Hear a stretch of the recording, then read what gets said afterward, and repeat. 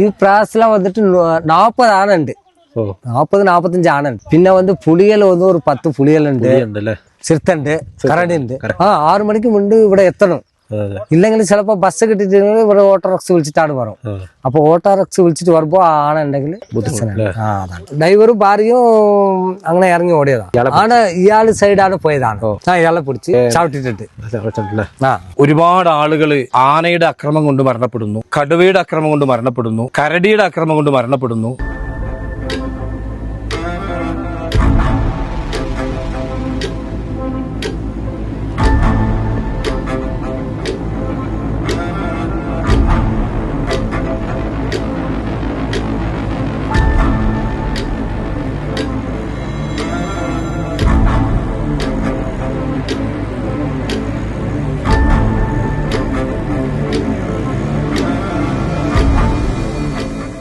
നമസ്കാരം, ഞാനിപ്പോൾ ഉള്ളത് തമിഴ്നാട് നീലഗിരിസ് ഡിസ്ട്രിക്റ്റിലെ നെല്ലാക്കോട്ടെ റോക്ക്വുഡ് എസ്റ്റേറ്റിലാണ്. കഴിഞ്ഞ രാത്രി ഈ ഒരു പ്രദേശത്ത് ഒരാളെ കാട്ടാന കൊല്ലുന്നൊരു സാഹചര്യം ഉണ്ടായി. വളരെ ഭീകരമായൊരു അവസ്ഥ തന്നെയാണ് ഇപ്പോൾ ഈ നീലഗിരിസ് ഡിസ്ട്രിക്റ്റിലെ പല പ്രദേശങ്ങളിലും ഉള്ളത്.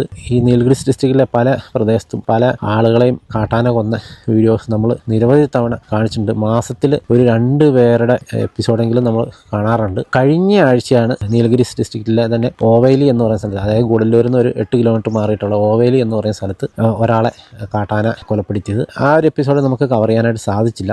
അന്ന് അദ്ദേഹത്തെ കൊന്നു. അതിനുശേഷമാണ് ആ ഒരു ആനയെ, രാധാകൃഷ്ണൻ എന്ന് പൊതുവെ പേരിട്ട് വിളിക്കുന്ന ഒരു കാട്ടാനയായിരുന്നു. ആ ഒരു കാട്ടാനയെ കുംകിയാനകളെ ഉപയോഗിച്ച് പിടികൂടാനായിട്ടുള്ള ഉത്തരവ് ഇറങ്ങി. അതിനകത്ത് ഏറ്റവും പ്രധാനപ്പെട്ട കാര്യം എന്താണെന്ന് വെച്ചാൽ 12 ആളുകളെ കൊന്ന ആനയാണ് ഈ ഒരു ആന എന്നുള്ളതാണ്. അപ്പം ഞാൻ ആലോചിച്ചത് എന്താണെന്ന് പറഞ്ഞാൽ 12 പേരെ കൊല്ലുന്നിടം വരെ ഇവരെന്താണ് നോക്കി നിന്നത്? ഇത്രയും നാൾ ഈ ആന ഇവിടെ ഇങ്ങനെ വലസി നടക്കുക എന്ന് പറയുമ്പോൾ തന്നെ ഒരു വല്ലാത്തൊരവസ്ഥ തന്നെ. അത് ആലോചിക്കുമ്പോൾ തന്നെ നമുക്ക് ഒന്നും മറുപടി പറയാനൊന്നുമില്ല.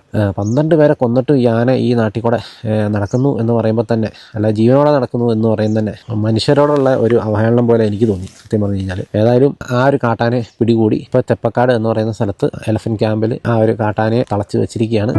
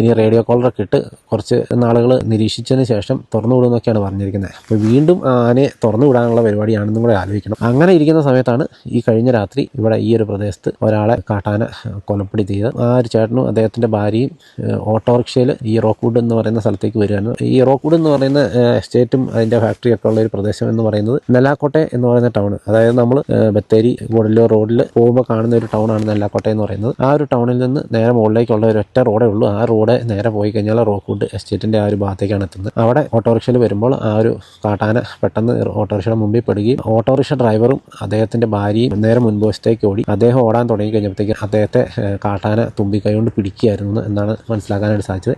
അതായത് നമ്മളിനി കാണാൻ പോകുന്നത് അദ്ദേഹത്തെ കൊലപ്പെടുത്തിയ ആ ഒരു പ്രദേശവും അതുപോലെ തന്നെ അദ്ദേഹത്തിൻ്റെ വീടും പരിസരങ്ങളും ആളുകൾ എന്തൊക്കെയാണ് ഇതിനെക്കുറിച്ച് സംസാരിക്കുന്നത് എന്നുള്ളതൊക്കെയാണ് നമ്മൾ ഇന്നത്തെ എപ്പിസോഡിൽ കാണാനായിട്ട് പോകുന്നത്. ഈ കാണുന്ന റോക്ക്വുഡ് എസ്റ്റേറ്റിൻ്റെ ഫാക്ടറിയാണ് ഈ കാണുന്നത്. ഈ ഒരു ഫാക്ടറിയുടെ തൊട്ട് സൈഡിൽ തന്നെയാണ് ഇവിടെയാണ് സംഭവം നടന്നിരിക്കുന്നത്.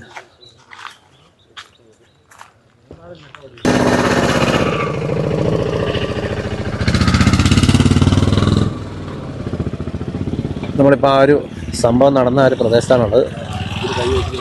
ഇവിടെയൊക്കെ ആനയുടെ കൊമ്പ് കൊണ്ട പാടും കാര്യങ്ങളൊക്കെ കാണാം കേട്ടോ.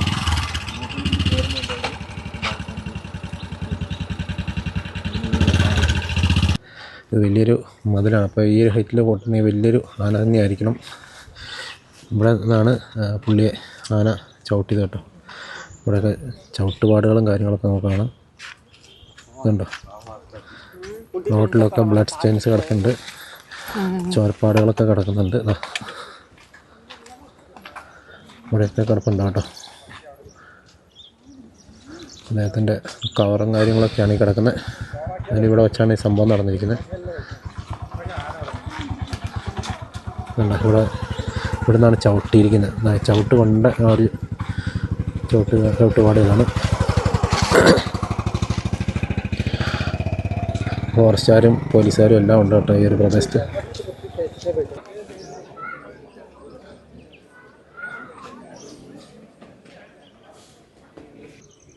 ഇപ്പോൾ നിങ്ങൾ കാണുന്ന ഈ ഒരു തേയിലത്തോട്ടത്തിൻ്റെ ഈ ഒരു വഴിക്കാണ് കാട്ടാന വന്നത്. ഇവിടെയൊക്കെ കുത്തിയ പാടുകളും കാര്യങ്ങളൊക്കെ ഉണ്ട്. ഇവിടെ നിന്നാണ് നേരെ താഴേക്ക് ഇറങ്ങി നമ്മളിപ്പോൾ കണ്ട ആ ഒരു റോഡിലേക്ക് ഇറങ്ങിയത് കേട്ടോ. ഇതാണ് റോക്ക്വുഡ് എസ്റ്റേറ്റ് ടീ ഫാക്ടറി എന്ന് പറയുന്നത്. ഈ ഒരു റോഡിൽ വെച്ചിട്ടാണ് ആ സംഭവം നടന്നത്. ചേട്ടൻ്റെ പേരെങ്ങനെയാണ്? പേര് സുന്ദറാണ്. ചേട്ടാ, ഇത് എത്ര മണിക്കാണ് സംഭവം നടന്നേ? സംഭവം വന്നിട്ട് 7:30 7:30 മണിക്കല്ലേ? 7:30 അവര് ഇവര് ഇവിടെ എസ്റ്റേറ്റിലെ പണി എടുക്കുന്ന ആളാണ്. ഇപ്പൊ ഇവര് കടയ്ക്ക് പോയിട്ടുണ്ട്. എന്റെ ഇവിടെ വന്നിട്ട് ഒരു ആയുധ പൂജന് പറയും, ദസറ. ആ ദസറക്ക് വേണ്ടി സാധനം മേടിക്കാൻ പോയത്. സാധനം മേടിക്കാൻ പോകുമ്പോ ദസറ ആയതുകൊണ്ടല്ല. അപ്പൊ ആ പെണ്ണ് വന്നിട്ട് ഇവിടെ സൂപ്പർവൈസറാ. ഭാര്യ വന്നിട്ട് ഇവിടെ സൂപ്പർവൈസറാണ് ഈ എസ്റ്റേറ്റിലെ.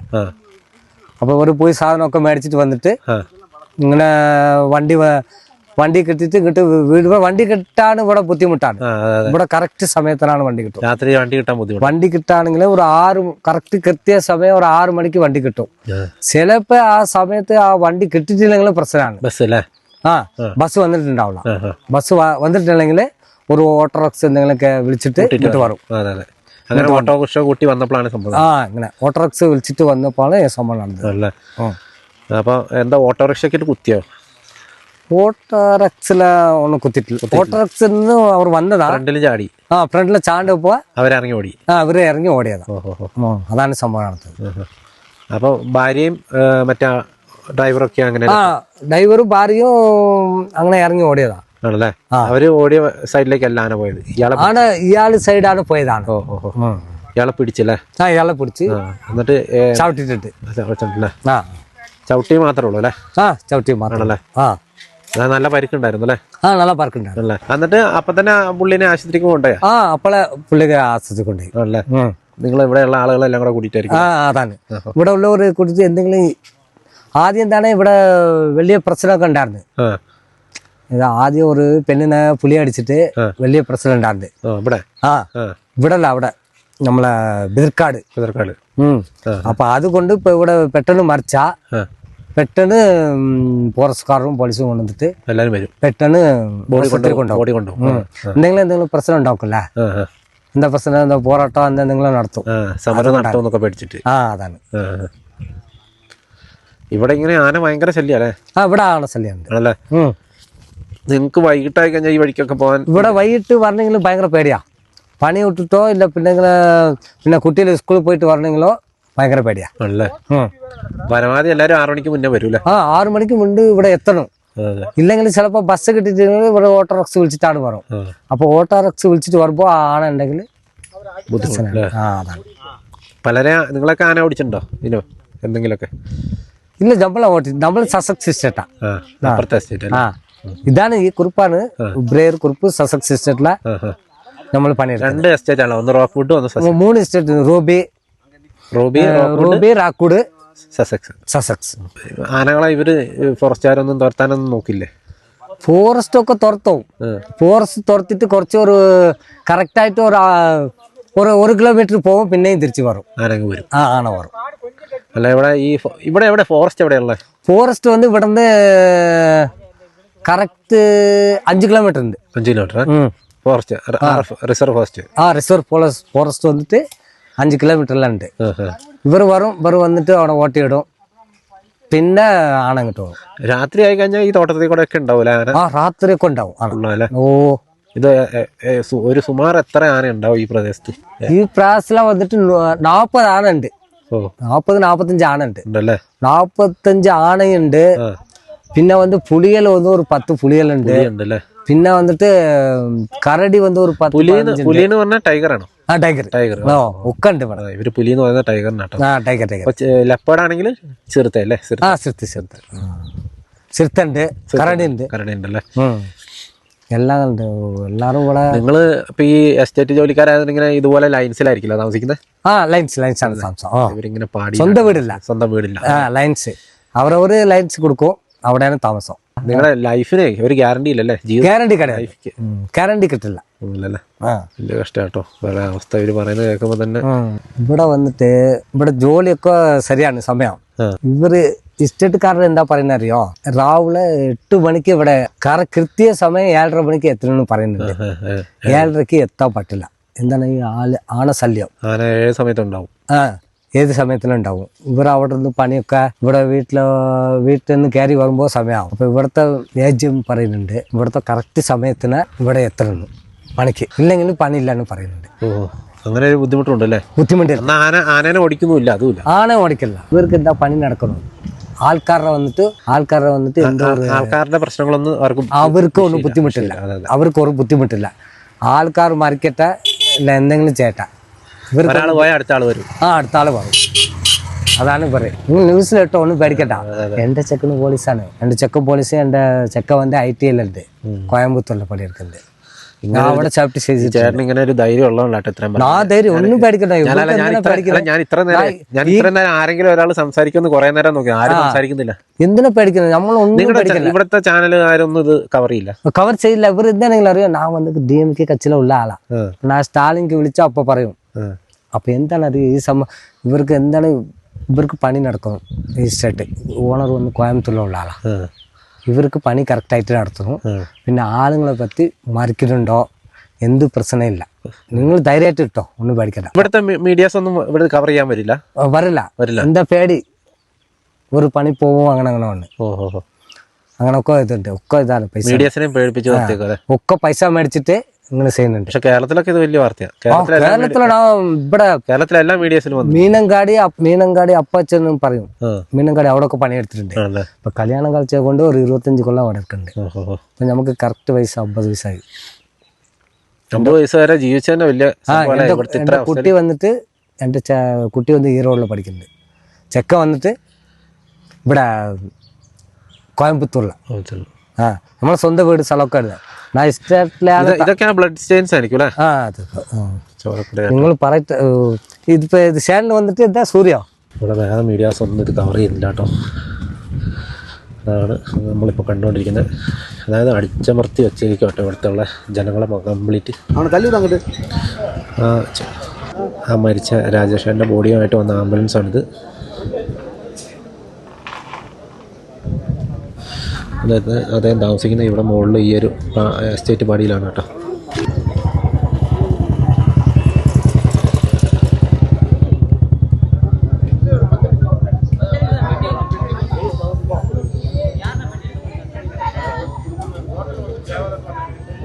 ഈ കാണുന്നതാണ് എസ്റ്റേറ്റ് ഫാക്ടറി. നമ്മളിപ്പോൾ കണ്ട ആ ഒരു അദ്ദേഹത്തെ ആരെ ആക്രമിച്ച ആ ഒരു പ്രദേശം എന്ന് പറയുന്നത് ആ ദൂരെ കാണുന്ന ആ ഒരു വളവാണ്. അവിടുന്ന് ഏകദേശം ഒരു 150 മീറ്റർ മാത്രം മാറിയിട്ടാണ് അദ്ദേഹത്തിൻ്റെ വീടുള്ളത്. ഒരു 150 മീറ്ററും കൂടെ അദ്ദേഹത്തിൻ്റെ വീട്ടിലേക്ക് എത്താനായിട്ട് ഉണ്ടായിരുന്നുള്ളൂ. അതിനിടയ്ക്കാണ് അദ്ദേഹത്തിൻ്റെ ജീവൻ നഷ്ടമായത് കേട്ടോ. വളരെ ദുഃഖകരമായിട്ടുള്ളൊരവസ്ഥ തന്നെയാണ്. വീട്ടിൽ വലിയ ബഹളവും കാര്യങ്ങളൊക്കെയാണ്. നമ്മളേതായാലും വീട്ടിലേക്ക് കയറുന്നില്ല. നമുക്ക് ഈ ദൃശ്യങ്ങളിൽ തന്നെ കാണാം തോട്ടത്തിൽ ജോലിയെടുക്കുന്ന മിക്ക ആളുകളുടെയും അവസ്ഥ ഇതൊക്കെ തന്നെയാണ് കേട്ടോ.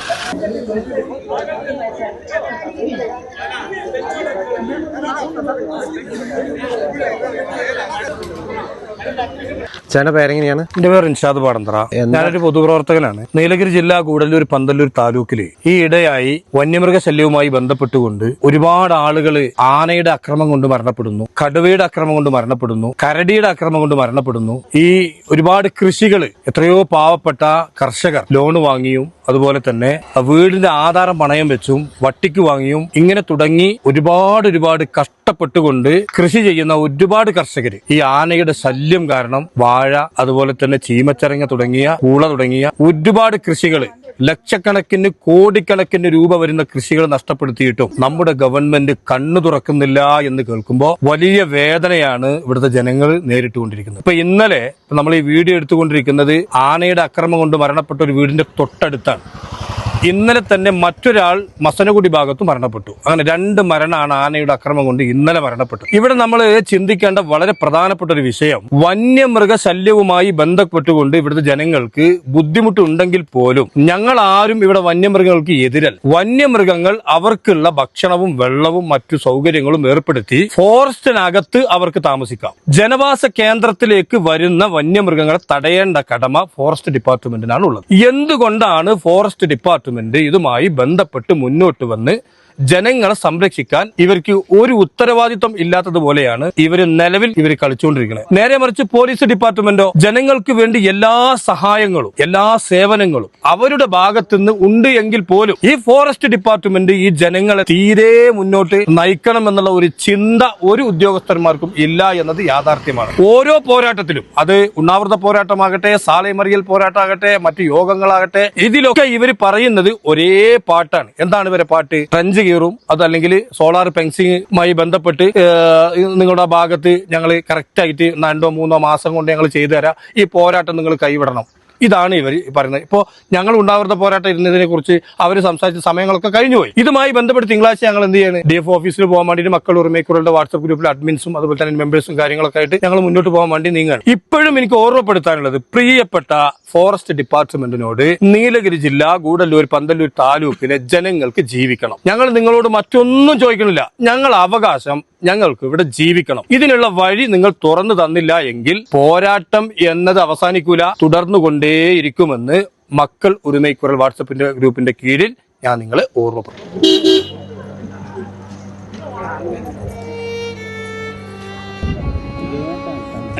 മക്കളോട് തലമുറ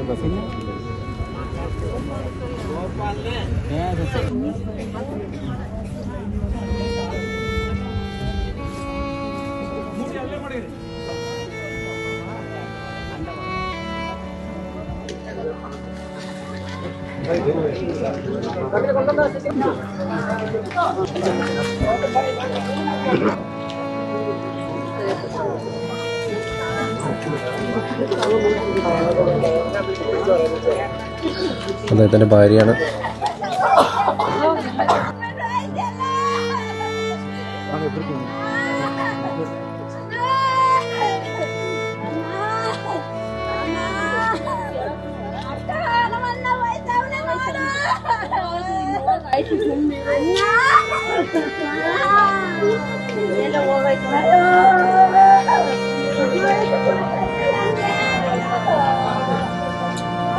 ഫാക്ടറിയുടെ കോമ്പൗണ്ടിൻ്റെ അവിടെ പൊതുദർശനത്തിന് വെച്ചിരിക്കുന്ന ഒരു കാഴ്ചയാണ് നമ്മൾ കാണുന്നത്.